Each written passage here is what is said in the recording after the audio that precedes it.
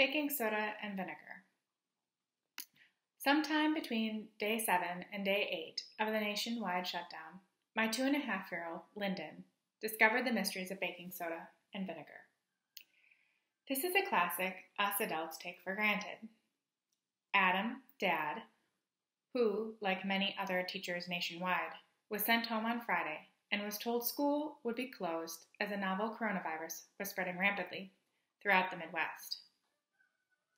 They would soon be informed on how and when they would return to instruction.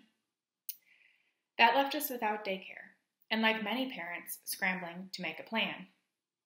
So the high school biology teacher signed on the dotted line for a new temporary appointment, early childhood homeschool teacher. They'd been taking daily nature walks, but in less than a week, they'd already exhausted watercolors and stringing beads, and he'd resorted to moving a piece of house siding into the living room to make a huge race car track to practice the laws of inertia. Each day included science, of course. Teetering on a stool over the kitchen counter, my son peered into a paper towel tube fixed in place by a wad of multicolored Play-Doh.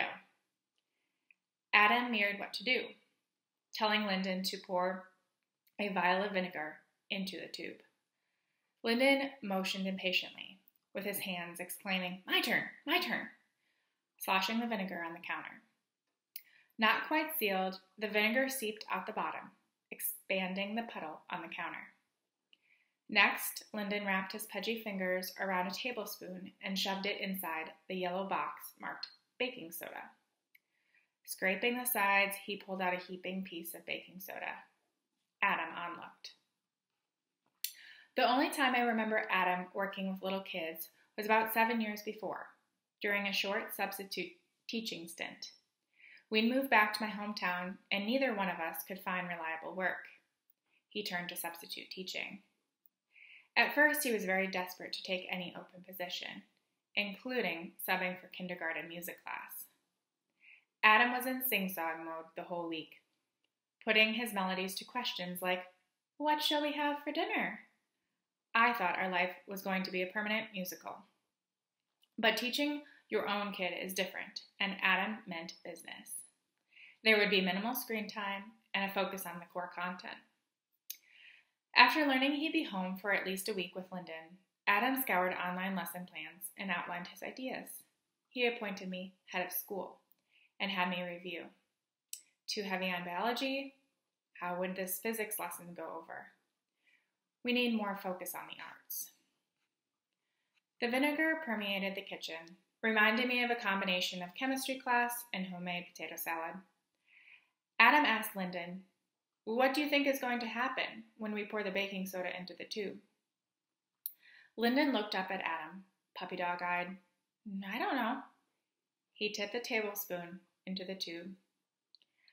I remember my first volcanic experience, a larger-than-life, Mod-Podged mound of cardboard.